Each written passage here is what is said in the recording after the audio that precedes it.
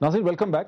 मैं सीधा चलता हूं लाहौर में, जहां मेरे साथ हैं फ्राइडे टाइम्स के कंसल्टिंग एडिटर जनाब रज़ा रूमी साहब, जो ये कहते हैं कि रेमंड डेविस को हमें छोड़ देना चाहिए क्योंकि हमारी इंटरनेशनल कमिटमेंट्स जो हैं वियना कन्वेंशन में इस किस्म की हैं।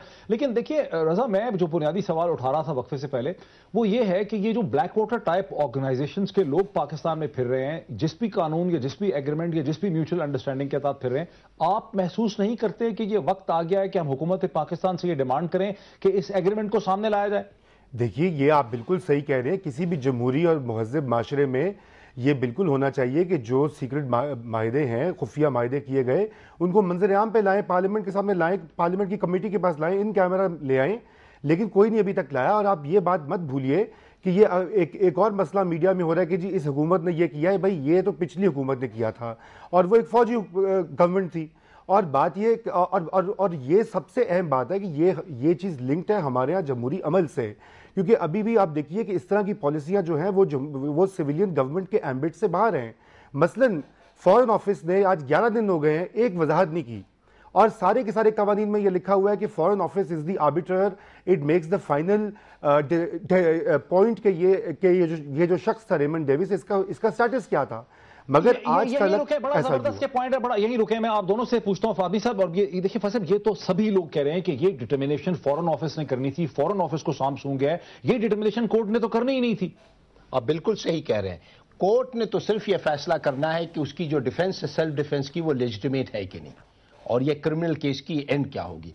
ये सिर्फ फॉरेन ऑफिस, उससे पहले फिर ये डिटरमिन होना है ना कि उसके ऊपर आप मुकदमा चला सकते हैं कि नहीं, वो डिप्लोमेट है कि नहीं। फॉरेन ऑफिस ने लीडरशिप को कन्वे कर दिया है कि ये डिप्लोमेटिक इम्यूनिटी नहीं एंजॉय। तो बोलते क्यों नहीं है, स्टेटमेंट क्यों नहीं देते हैं? उसकी वजह यह है कि फॉरेन ऑफिस पर पॉलिटिकल दबाव है। उसकी वजह यह है कि पहले दिन 2 घंटे के अंदर हमारे सियासतदान लीडरशिप ने अमेरिकन को ये अश्योरेंस दे दिया था कि ये बंदा छोड़ दिया जाएगा। अब यह मुमकिन नहीं हो रहा है, इसलिए उनके लिए एक एम्बैरेसिंग सिचुएशन पैदा हो गई है कि उन्होंने जो अश्योरेंस दिया था वो फुलफिल नहीं कर पाए। अच्छा खट्टर साहब, जरा इसको आगे चलते हैं, फिर मैं प्राजर साहब की तरफ ही चलता हूं।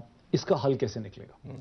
आखिर तो हमने अमेरिका के साथ ताल्लुकात रखने हैं ना। अब ये तो नहीं कह रहे कि अमेरिका से ताल्लुकात हम अपने खत्म कर दें। ये बात नहीं बिल्कुल हो रही, बट तो इसका अगर अमेरिकी कह रहे हैं कि जी हमारा डिप्लोमेट इसको आप छोड़ दें, आज तो चौथी दफा उन्होंने डिमांड कर ली है। नहीं, ऐसे तो देखें ना, आप छोड़ दें, एक प्रोसेस तो आपको चलाना है। प्रैक्टिकल क्या करेंगे? मुझे एक सेकंड देखिए, आपने हल पूछा ना, मेरे अगर पुराने क्लिप्स निकाले आज से 2-3 साल पहले से, मैं टॉक शोज में ये कह रहा हूं कि इस वक्त जितना उस वक्त कि पाकिस्तान जितना इस वक्त, यानी I was referring to 3 years 4 years back, कि जितना पेनिट्रेट हो चुका हुआ है political bureaucracy everywhere, I mean you hardly have any Pakistani decision. तो उस सूरत में आपके मुल्क में हर किस्म का आदमी ऑपरेट कर रहा है खुलेआम। आपने देखा इंटीरियर मिनिस्टर ने भी, मुझे याद है एक स्टेटमेंट कि अगर वो ब्लैक वाटर पाकिस्तान में सुने, ये तो इसकी बॉटम लाइन क्या है? नहीं, बॉटम लाइन यही मैं कह रहा हूं कि हल क्या है। Okay, if you want just, वो तो मान ही नहीं आपकी बात। If you just want one line that thing, Pakistan में एक दफा गवर्नमेंट ऑफ पाकिस्तान को एक एक्शन लेना पड़ेगा कि सारी जितनी भी नेशनैलिटीज हैं जो इनके पास लिस्ट है फॉरेन ऑफिस में, accredited diplomat, non diplomats to embassies and consulates, उनके अलावा एक दफा सबको मुल्क से बाहर निकालें। फिर उसके बाद आप अंदर अपने मुल्क में आने दें वो लोग जिनको आप जेन्युइनली स्क्रूटनाइज करें। अब ये सारे चीज में देखें, मैं I am an army man, right. अब मैं इनके क्लिप्स देखता रहता हूं और जिस एक्यूरेसी से ये बंदे मारे गए हैं लाहौर की सड़क, देखना ये नहीं, आप ये बात नहीं करने दें तो फिर छोड़ दें। तो 10 दिन पुरानी होगी ना बात। मैं तो कहता हूं कि इसका सॉल्यूशन क्या है? Please allow me to talk. The point is कि दीज आर नॉट डिप्लोमेट। अगर डिप्लोमेट होता तो जैसे इन्होंने कहा कि फॉरेन ऑफिस ने आज तक 10 मिनट लगते हैं सिर्फ एसरटेन करने को, नहीं किया, इसका मतलब he is not a diplomat. जो वो स्टेटमेंट था ना वॉशिंगटन का कि जी हम उसका असली नाम बता भी नहीं सकते, this is only when ever somebody is a cover agent.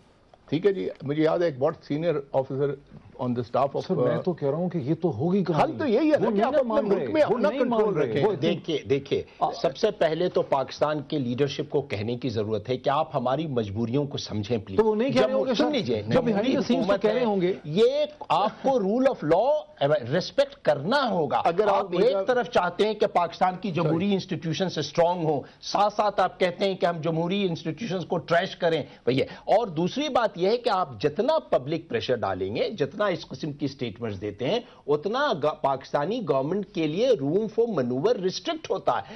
آپ اس کو کوائٹ ڈپلومیسی سے ہینڈل کریں، پاکستان کی انسٹیٹیوشنز کو ریسپیکٹ دکھائیں. پراچا صاحب دیکھیں، لوگ یہ کہتے ہیں، دیکھیں پراچا صاحب نہیں، ذرا پراچا صاحب کچھ میں لے لینا. پراچا صاحب دیکھیے، لوگ یہ بھی کہہ رہے ہیں، کہنے والے یہ بھی کہتے ہیں کہ جماعت اسلامی سے یہ پوچھیں کہ آپ کی معاشی یا اقتصادی پلاننگ آخر کیا ہے، آپ کا کیا فارمولا ہے؟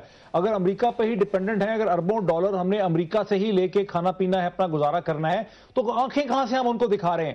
اچھا، ہمارا تو نقطہ نظر نہیں آیا یہ کہ امریکہ کی آپ بیساکھیوں پہ چلیں اور ملک کو کنگال کر دیں اور کشکول گدائی لے کے کریں. اس میں سے کچھ بھی پاکستان پہ خرچ نہیں ہوتا. اس کا 70% یا واپس چلا جاتا ہے یا کرپشن کی نظر ہو جاتا ہے. اور اس کے مقابلے میں امریکہ سے جو امداد لی ہے، کوئی ایسٹ نہیں ہے جو آج ہم بتا سکیں کہ یہ ایسٹ ہیں ہمارے کہ جو ہم نے اس کے ذریعے سے بنایا ہے.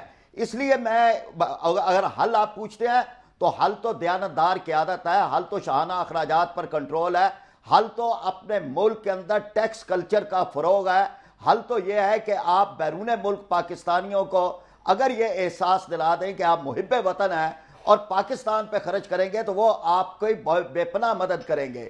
اس کے ساتھ جو بات آپ کا پھر مطلب آپ کا کہنے کی بات یہ ہے کہ امریکہ کے پیسے کی امداد لینا بند کر دیں. بیسیکلی آپ یہ کہہ رہے ہیں کہ پیسہ لینا بند کر دیں. میں اس سے دوسری بات بھی جو آپ پوچھ رہے ہیں نا حل کی، اگر تو حل آپ یہی سننا چاہتے ہیں اور بار بار آپ کہتے ہیں کہ حل کہ اس کو واپس بھیج دیں، تو میں یہ سمجھتا ہوں کہ یہ حل نہ امریکہ کے حق میں ہے نہ پاکستان کی حکومت کے حق میں ہے. اس کے ساتھ جو ہے ایک ایسی یہاں فضا پیدا ہوگی کہ مصر سے بھی زیادہ بڑھ کر پاکستان کے عوام نکلیں گے. تذلیل ہے ایک قوم کی، یعنی اس سے زیادہ اور کیا ہے؟ کوئی تو حد ہمیں کھینچنی چاہیے. یعنی ڈرون حملوں پہ ہم چپ ہیں، ہمارے شہری روز مرتے ہیں، ہماری فضائی حدود کی خلاف ورزی ہوتی ہے، ہم اس پہ نہیں بولتے. پاکستان RGST پہ وہ پورا زور لگاتے ہیں کہ یہ آپ نافذ کریں.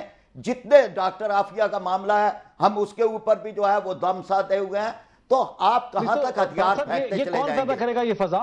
یہ کون پیدا کرے گا یہ جو بغاوت کی اور انقلاب کی صورتحال ہے؟ دیکھیں نا جی، اب بزدل حکمرانوں سے اب یہ معاملہ نہیں ہوتا. یہ جذباتی بات نہیں ہے. بات یہ ہے کہ اگر کسی قوم نے کسی عزت اور غیرت کا راستہ اختیار کرنا ہے تو قوم اور حکمرانوں کی ایک آواز اور ایک زبان ہونی چاہیے. اگر ان کے اور قوم کے درمیان فاصلے ہوں گے تو پھر اس سے زیادہ بڑھ کے دباؤ پڑیں گے. کسی کا اپنا بچہ مرا ہوا ہوتا نا تو وہ وہاں پر یہ بات نہ ہوتی، وہاں کوئی یہ نہ کہتا کہ یہ آپ جذباتی بات کر رہے ہیں.